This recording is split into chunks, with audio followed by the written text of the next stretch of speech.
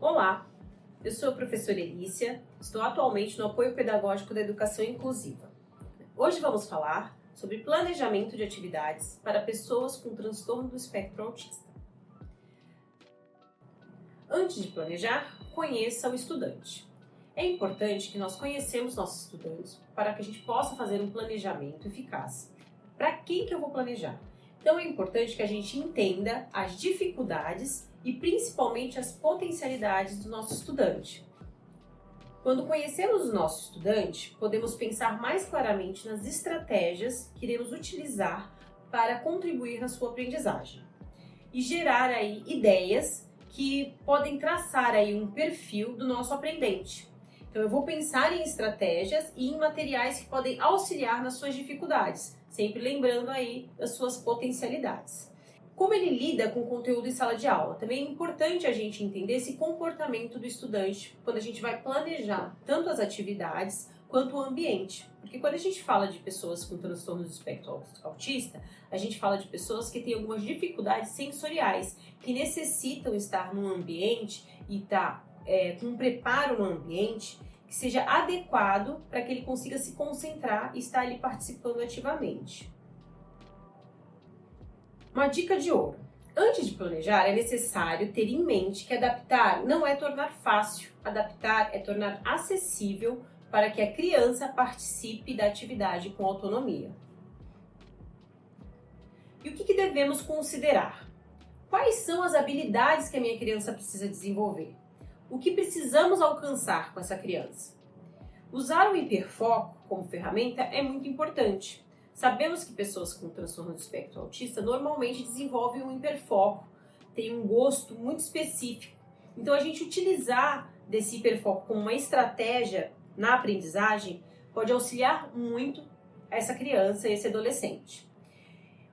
Outro ponto importante que a gente deve considerar quando a gente vai planejar para pessoas autistas é estimular a comunicação e autonomia. Sabemos ali da dificuldade de comunicação, normalmente tem, que as crianças, algumas não são verbais, mas a gente tem que estimular essa comunicação que seja não verbal através da comunicação alternativa, mas é importante que a gente insira essa criança, esse adolescente com o grupo para que ele possa se desenvolver.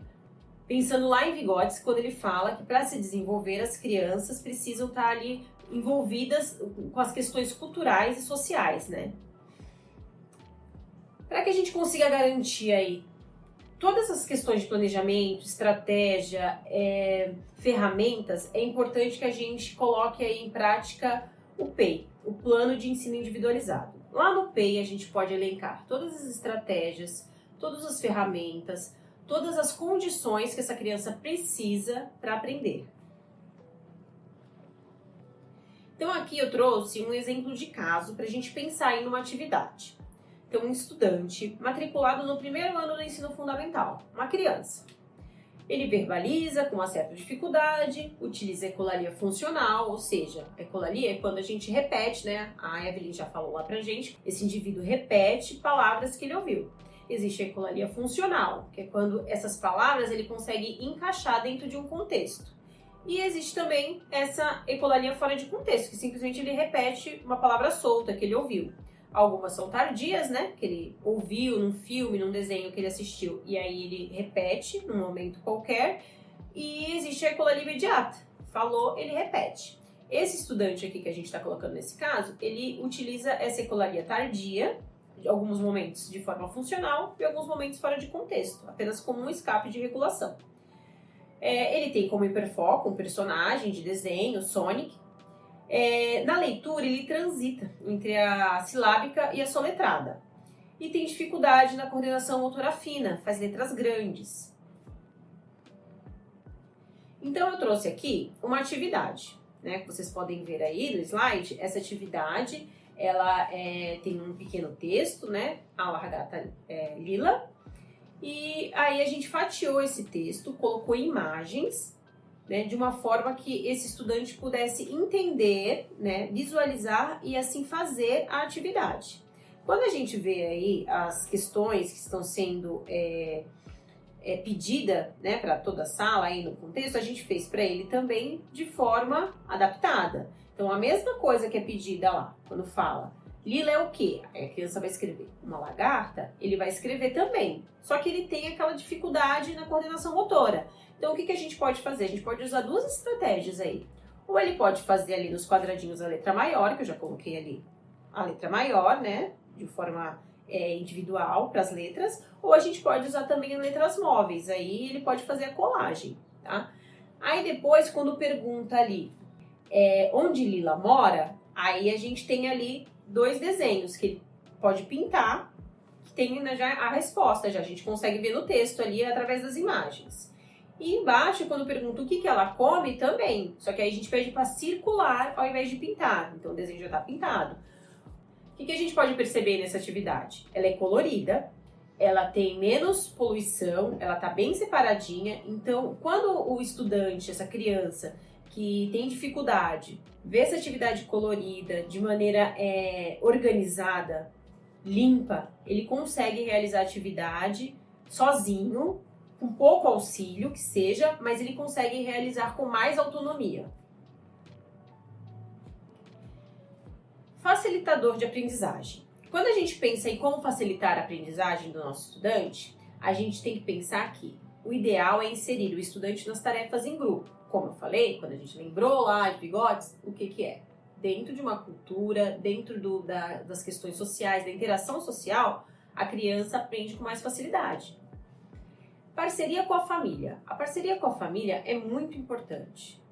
Porque muitas vezes essa criança, quando chega na escola, ela pode não ter dormido direito, ela pode não ter se alimentado, ela pode ter tido algumas questões de desregulação antes de chegar. Então, tudo isso é levado para a escola. Aí, no momento que ele chega na escola, ele está irritado, ele não verbaliza direito, ele não consegue organizar essas sensações, esse sentimento que ele está tendo e acaba refletindo no seu comportamento. Manter o estímulo para aprender. Como eu falei lá, aquela frase inicial na dica de ouro, adaptar não é tornar fácil. Então, se a gente não tiver ali um desafio, não tem estímulo. A criança não vai ter por que aprender, não vai ter o que aprender, porque ela não está sendo desafiada. Toda aprendizagem ela é sequencial, ela vai aumentando o nível. Então, é importante que, para aprender, a gente trabalhe aí com atividades que estimulem o nosso estudante. Profissionais de sucesso.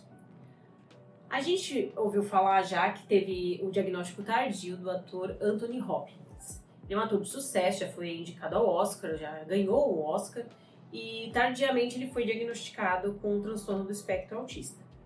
A ativista, né, uma adolescente ainda, né, quando iniciou a sua trajetória, Greta Thunberg, ela também é uma pessoa autista e então aí a gente consegue perceber que mesmo dentro do transtorno existem aí bastante potencialidades e esse hiperfoco dela levou ela aí para trabalhar aí com as causas ambientais. Indicações didáticas de filmes e séries.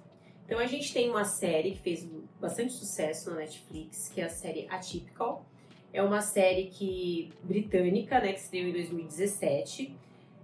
Acompanha a história de vida do Sam, um menino no espectro que decide arrumar uma namorada e tornar-se mais independente. Vale muito a pena, é uma dica muito bacana de série. Um filme que eu gosto muito, é um dos primeiros filmes assim que eu indico para quem descobre o diagnóstico do filho ou que conhece alguém autista, é o da Temple Grandin. Esse filme, ele é premiado com Emmy Globo de Ouro, conta a história de uma psicóloga zootecnista norte-americana. E ela hoje dá palestras, é uma ativista ainda relacionada aí às causas autistas. Temos também um curta-metragem de animação da Pixar, Float. Esse curta-metragem, ele fala de um autista, uma criança, mostrando as relações com seus pais. Ele tem apenas 6 minutos essa animação e ela é baseada na relação do diretor com o seu filho. É bem bacana também esse curta-metragem para ver com as crianças. Tenho também algumas indicações de livros. Esse livro aqui, ó, O Cérebro do Autista, ele é da Temple Grandin, que eu falei pra vocês que eu dei a dica de filme, que conta a história de vida dela, e esse livro foi escrito por ela. É um livro também muito interessante, que vale a pena para quem quer entender um pouquinho mais do espectro. Outro livro também muito interessante, também escrito por uma pessoa autista, que é o Marcus Petri. O Marcus, ele é um cantor, ele tem outras comorbidades além do autismo. Ele já foi em alguns programas de televisão e ele tem esse livro aqui, ó, Memórias de um Autista, tá? Ele por ele mesmo, né? Então foi ele mesmo que escreveu. É um livro muito interessante que conta aí um pouco da trajetória dele e como ele enxerga o mundo sendo uma pessoa autista. Muito bem, gente, essas são as nossas dicas sobre planejamento de atividade para as pessoas autistas. Lembrando que a gente usou um estudo de caso específico aqui, então é importante a gente avaliar individualmente, né, a nossa criança, o nosso estudante e buscar ali as estratégias que a gente já elenca lá no PEI para esses estudantes. E para finalizar, eu queria trazer uma frase da Temple que diz assim: se um sistema de comunicação adaptado para a criança não for colocado em prática, o único recurso dela será o comportamento. Tá? Então essa frase da Temple Grandin que reflete aí muito do que a gente passa com os nossos estudantes autistas, que tem a ver com o comportamento deles aí para aprender. Então é necessário que a gente consiga se comunicar e alcançar aí essas crianças. Muito obrigada!